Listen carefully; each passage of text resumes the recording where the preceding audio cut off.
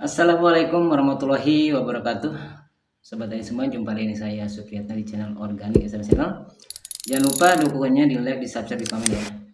Dan pertemuan kali ini saya ingin membahas sesuatu yang sangat penting mengenai tentang keluhan ya sobat tani semua, karena dalam waktu 2 minggu ini saya keliling sudah melihat beberapa tanaman sobat tani semua yang saat ini lagi terkena kendala ya, wabah atau serangan, terutama serangan di hama ya, hama dan penyakit. Tapi yang saat ini yang sangat signifikan adalah serangan tikus yang seluruh di wilayah khususnya pertanian kami hampir rata-rata kena. Bahkan tingkat kerusakannya bisa mencapai 90%. 20 sampai 90% tingkat kerusakan dari si hama tikus. Dan sebenarnya juga banyak yang mengeluh tentang ini, dan ini memang perlu dibahas karena tikus adalah wabah atau hama yang menurut kami sebagai petani adalah sebuah momok yang mengerikan ya, bisa gagal panen, bahkan merugikannya sangat luar biasa karena selain waktu, tenaga, pikiran, modal itu sudah tercurah semua untuk menangani hama dan si hama ini ya. Karena tahu sendiri sobat tani, tikus itu memiliki siklus perkembangan biaknya sangat cepat. Dari satu ekor itu bisa mencapai dari satu ekor indukan dia melahirkan anak 10. Nah, anak 10 itu lahir 21 hari kemudian sudah lahir lagi. Ketika 21 hari lagi berarti udah 40 hari si anak pertama itu sudah mulai kawin lagi yang betinanya. Jadi ketika siklus induk 3 kali beranak, anaknya itu yang sudah beranak lagi. Bayangkan dari satu ekor bisa mencapai 5 sampai 15 anakan dalam waktu berapa? Kurang lebih 1 bulan atau 2 bulan mereka bisa mencapai ratusan, bahkan bisa ribuan. Dan itu ledakan yang saat ini terjadi adalah faktor kelalaian sebenarnya ya. Sobat tani, kenapa sih bisa terjadi seperti ini? Ini diakibatkan siklus ya, siklus hama tersebut ya cepat, dan siklus pola pertanian kita yang juga cepat karena dikejar waktu tanam yang MT1, 2, 3, bahkan lahan kita itu tidak pernah ada kosong ya, ada tanamannya terus, dan si hama tersebut tidak akan jauh dari lahan kita, tetap aja di situ dan berakar di situ, dan kita lalai lupa karena ada musim-musim dan bulan-bulan tertentu kita ini tidak fokus sama si hama tersebut. Jadi kelalaian kita itulah salah satu faktor ledakan juga untuk hama si tikus ini. Dan metode yang sudah dilakukan oleh sobat tani semua, sudah ada yang pakai racun ya, terus bom, bahkan lebih ekstrim lagi setrum ya, sudah dipagar, sudah pakai jaring, segala cara sudah dilakukan, tetapi tetap tikus ini tetap masuk ke lahan kita dan merusak lahan kita sampai kerusakannya mencapai 90%. Jadi apa sih solusinya? Kita tidak bisa menuntut untuk tidak menanam ya. Menghentikan tanaman untuk tidak ada tanam produksi tanaman juga tidak mungkin. Kenapa? Ketika di wilayah kita yang tidak ada makanan lagi, hanya mungkin rumput atau lahan yang kosong begitu saja ketika musim kemarau. Sedangkan petani ini akan terus menanam ya. Selagi musim ini bisa ditanam, selagi musim ini ada hujan, kelembaban tanah mencukupi untuk tanam itu hidup, pasti tanam. Dan beberapa tahun ini 2003, 2004, 2005, 2006 ini termasuk kita tidak ada kemarau. Jadi siklus pertumbuhan hama itu terus berjalan karena apa? Ada makanan ataupun ada tumbuhan yang ditanami oleh sobat tani semua di lahan masing-masing. Sehingga si tikus ini tidak pergi dan betah di situ. Nah, di situ itulah kelalaian kita tidak mengantisipasi ketika memang lahan kita ada waktu untuk jeda. Ya, kita rajinlah. Pertama yang harus dilakukan adalah gerdal. Gerakan bersama gotong royong untuk membasmi hama tikus secara serempak. Pertama, atau pengobatan yang serentak itu juga salah satunya bisa. Yang kedua yang harus kita lakukan lagi adalah memberikan bahan-bahan yang memang racun yang bisa sistemik untuk membunuh indukan anakan dan seketurunannya. Itu kita lakukan ketika tidak ada makanan di pesawahan kita, di ladang kita. Itu kita bisa coba untuk memberikan makanan kloret ataupun racun yang sistemik untuk si tikus ini makan dan bisa mematikan anakan beserta turunannya gitu. Yang masih menyusuh insya Allah mati dengan bahan itu tapi kita lakukan di saat musim tanam itu berhenti atau kita lagi stop dulu, tidak ada tanaman, mungkin ada jeda 1 bulan lah. Di situ juga salah satu kita harus gerak di situ.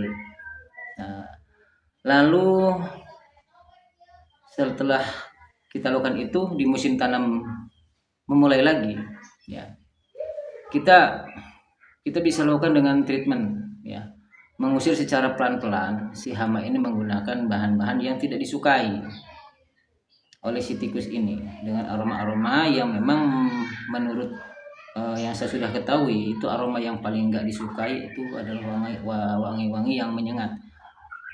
Kalau rasa yang pahit si tikus masih mau makan, tetapi dengan aroma yang nggak enak itu akan membuat mereka nggak betah di situ dan menjauh gitu. Bahasanya kita usir dengan bahan-bahan yang tidak disukai dengan mereka. Pertama, lubang-lubang, ya sarang-sarang yang ada di tanaman kita masukkan belirang. Itu aroma yang nggak suka oleh tikus juga. Masukin belirang supaya mereka tidak betah dan tidak bersarang lagi di situ. Itu. Selain ini yang kita sebagai petani harus lakukan, ya, bukan musuh alami. Kalau musuh alami lain lagi ceritanya. Tuh. Yang kedua, ketika sudah ada tanaman, itu pun harus tetap dilakukan dengan kita melakukan penyemprotan dengan aroma-aroma juga yang nggak enak. Ya. Contoh mungkin dari yang rekomendasi dari kawan-kawan juga. Kalau saya sih, menurut saya yang sudah saya pernah coba lakukan adalah menggunakan bawang putih, ya, bawang putih, serai wangi, sama kapur barus. Salah satu itu aroma yang tidak disukai oleh tikus. Kalau kita disemprotkan di lahan kita ketika tanaman masih kecil atau di pesemayan atau di petakan-petakan kita di yang spot-spot agak bersemak, ya. Selain kita bersihkan, kita juga semprot dengan bahan-bahan yang bau itu, sehingga mereka tidak betah, tidak suka, bisanya mereka pergi. Dan itu dilakukan sebenarnya dengan kekompakan, tanpa kompak dengan para petani lingkungan di situ, itu pun tidak akan terjadi. Itu menurut saya, dengan membangun kekompakan untuk membasmi tikus. Tikus pun kompak, petaninya pun harus kompak. Ya, kalau petaninya nggak kompak, ya kita pasti kalah sama tikus. Itu salah satu kuncinya, kekompakan kita di areal kita, ya, wilayah kita. Itu menurut saya, ya, analisa saya memang sudah analisa saya yang mungkin pernah beberapa kali mencoba untuk menganalisa tentang tikus. Itu. Selain itu juga musuh alami. Musuh alami itu paling jitu sebenarnya. Musuh alami dari si tikus ini adalah satu ular, ya. Ular, terus burung hantu, burung alap-alap, ya. Yang saya rasa yang ada di wilayah kita tuh itu. Nah, ini tiga populasi ini saat ini sangat minim. Ular ini udah banyak yang mati kena setrum, ya. Terus ular ini banyak juga sudah diburu kena setrum maksudnya. Adapun 1-2 kemarin tuh yang masuk ke lahan petani itu dari setrum. Tujuan petani untuk setrum. Itu kan yang dilarang sekarang, udah tidak lagi, nggak boleh lagi sebenarnya. Udah ada hukumnya, udah ada peraturannya itu. Masuk ke lahan kita, di lahan kita ada setrum, ular itu mati. Saya banyak menemukan kasus itu. Ya, ular apapun di situ, kucing di situ mati, anjing di situ mati, kesetrum. Bahkan manusia pun pernah ada mati. Nah, sekarang dilarang, benar-benar itu tidak terjadi lagi. Musuh alami pertama ular, kedua burung hantu. Nah, burung hantu ini saat ini minim. Dan kebetulan di tempat saya itu ada ruhar atau ada tempat sarang burung walet yang memang di situ nggak ada waletnya, tetapi burung hantu isinya. Di saat ini di situ saat ini ada yang mengganggu, bahkan ada yang menembaknya. Mereka kabur dan saat ini tempat kita juga kena tuh. Jadi populasinya berkurang, bahkan cenderung nggak ada, sehingga si burung hantu ini tidak menguasai wilayah di daerah pertanian kita, sehingga si tikus ini merajalela karena tidak ada musuh alaminya. Bayangkan kalau burung hantu itu salah satu paling jitu untuk menangani masalah tikus untuk musuh alami ya, karena burung hantu itu bisa memakan satu malam tuh untuk 1 ekor anakannya saja itu 6-8 ekor per hari per malam untuk 1 ekor anakan burung hantu. Kalau lagi anakan, kalau tidak lagi anakan pasti mereka pun tetap makan 4, 5 atau 6, bahkan bisa lebih, kita nggak tahu. Tapi rata-rata yang sudah analisa kawan-kawan di Lampung Timur itu bisa seperti itu. 1 ekor itu bisa memakan 5-8 tikus tuh semalam. Kalau anaknya 4 berarti kalikan gitu. Sudah banyak yang dimakan tiap malam. Dan cenderung si tikus ini akan kabur ya. Takut lari dengan nggak betah di situ karena ada hama atau ada pemburunya atau musuh alaminya. Kalau selanjutnya burung alap-alap itu adanya di siang hari. Siang hari itu, sedangkan tikus nokturnal di malam hari, jadi kurang efektif. Tapi minimal membantulah berapa persen gitu kan. Nah itu mungkin. Dan polemik hama tikus ini sangatlah petani ini pengen membasmi tapi tidak tahu caranya, diberitahu caranya tapi seolah-olah ini berat. Itu satu tadi, kekompakan tikus menyerang lahan kita tidak dibarengi dengan kekompakan petani itu sendiri untuk membasminya, itu percuma sobat tani. Jadi akan seperti ini terus, cenderung bersaing kadang-kadang. Yang satu kena, satu enggak, punya saya enggak. Kadang-kadang ujung-ujungnya tergantung amal perbuatan. Itu walau bisawab ya, kita enggak tahu. Kita secara teori aja gitu. Karena begini sobat tani, perlu sobat ini ketahui, hama tikus itu ya, si tikus itu memiliki sifat yang sangat luar biasa sensitif ya terhadap penciumannya ya. Ketika kawanannya mati dengan setrum, mati dengan pukul, mati dengan racun, mati dengan burung hantu, mati dengan apapun, ketika si tikus ini mau mati, dia mengeluarkan bau khusus, dari darah ataupun dari keringatnya. Itu sehingga terdeteksi oleh sobatnya atau kawanannya ya. Itu tahu mereka itu mati dengan racun ya, mati dengan pukul, mati dengan setrum, mati dengan burung atau ular. Misalkan tikus mati di sini, mati oleh strum misalkan, atau dipukul sama orang, diracun sama orang. Oke lah, perbuatan manusia nih ya. Kita ambil areal ini 1/24 jam. Ini masih terdeteksi oleh kawanannya. Besok kawannya datang ke sini. Kawan saya tadi malam mati di sini. Dia tahu, dan matinya oleh setrum, mati oleh pemukul, mati oleh racun. Berarti yang pemilik atau lahan ini otomatis yang sudah membunuh kawan saya. Mereka itu sifatnya kompak, pendendam, dan solidaritas. Makanya semakin banyak yang mati situ dan makin banyak lagi yang datang ke situ. Itu yang keanehan yang ditemukan oleh sobat tani. Gak aneh kata saya. Karena tikus itu memang memiliki sifat itu. Pertama penciumannya, kedua pendendam, dan ketiga kompak. Itu sifat dari si tikus. Yang bicara ini ahli tikus, Mas. Ya, sesuai dengan pengalaman yang sudah terjadi yang saya pernah dicoba juga ya seperti itu. Kenapa saya lebih cari efektif, yaitu dengan menyemprotkan aroma yang tidak sedap bagi mereka, karena kita rusak penciumannya. Rusak penciumannya dengan cara apapun, dengan aroma yang tidak disukai.